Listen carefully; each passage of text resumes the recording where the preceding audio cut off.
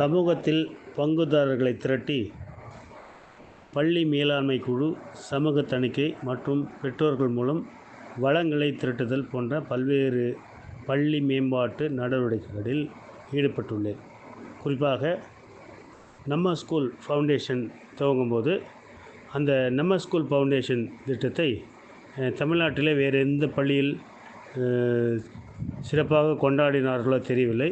ஆனால் எங்கள் பள்ளியை பொறுத்தவரை மிகப்பெரிய விழாவாக எடுத்து பள்ளியிலே பன்னோக்கு அரங்கம் ஒன்று கட்ட திட்டமிட்டு நம்ம பள்ளி ஃபவுண்டேஷன் திட்டத்தில் எனது சொந்த நிதி முதல் தவணையாக 2 லட்சம் செலுத்தினேன்.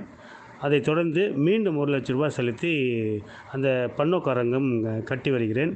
இரண்டாவதாக மழைநீர் சேகரிப்பு கட்டமைப்பு நம்ம ஸ்கூல் ஃபவுண்டேஷன் திட்டத்தின் மூலமாகவே ரூபாய் 65 செலுத்தி அந்த நிதியை பெற்று மழைநீர் சேகரிப்பு கட்டமைப்பை உருவாக்கியுள்ளேன்.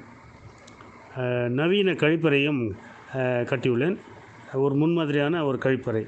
இதுபோல் பணிகளை நம்ம ஸ்கூல் ஃபவுண்டேஷன் திட்டத்தில் கட்டியிருக்கோம். அது இல்லாமல்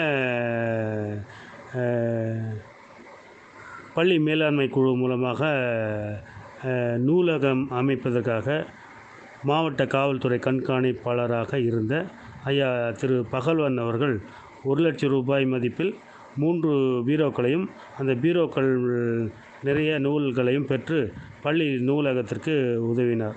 அதேபோல் முன்னாள் மாணவர்களுடைய உதவியுடன் சிசிடிவி கேமரா 25,000 ரூபாய் மதிப்பில் சிசிடிவி கேமராவும் இன்னும் ஒரு 25,000 ரூபாய் மதிப்பில் ஒலிபெருக்கியும் பெற்றுக் கொடுத்தார். இன்னும் சில முன்னாள் மாணவர்கள் உதவியுடன் மின்விசிறிகளை பள்ளியில் ஏற்படுத்தியிருக்கோம். அது போல் ரோட்டரி கிளப் மூலமாக ஒரு 50,000 ரூபாய் மதிப்பில் டெஸ்க் பெஞ்ச் வாங்கியிருக்கோம். அதே போல் மாணவர்களுடைய கல்வி மேம்பாட்டிற்காக 1 லட்ச ரூபாய் மதிப்புள்ள வண்ண தொலைக்காட்சி பெட்டிகள், ஆண்ட்ராய்டு தொலைக்காட்சி பெட்டிகளை அரசு வழங்குவதற்கு முன்பாக 2 தொலைக்காட்சி பெட்டியை எங்கள் பள்ளிக்கு வாங்கியிருக்கோம். இதுபோல் மிகச்சிறந்த பணிகளை எங்கள் பள்ளியில் செய்து வருவோம். இன்னும் நிறைய எண்ணில்லா பணிகளை தொடர்ந்து செய்து கொண்டே இருக்கும். வண்ணம் அடிப்பதற்காக தனியார் பள்ளிக்கு நிகராக எங்கள் பள்ளி ஜொலிக்கும் பள்ளியாக மாற்றியிருக்கோம். அதற்கு எனது சொந்த நிதியை ஒரு 65,000 ரூபாய் செலவிட்டு அந்த வண்ணம் அடிக்கும் பணியை செய்து பள்ளியை புது பொலிவுடன் காட்சி அளிக்கிறது. அது இல்லாமல் ஒவ்வொரு சுவரும் பேசும் சித்திரங்களாக மாற்றியிருக்கோம். வகுப்பறை தரைகளெல்லாம் டைல்ஸ் போட்ட தரைகளாக மாற்றிருக்கோம். இதுக்கெல்லாம் கிட்டத்தட்ட ஒரு 3 லட்ச ரூபாய் செலவாயிருக்கு.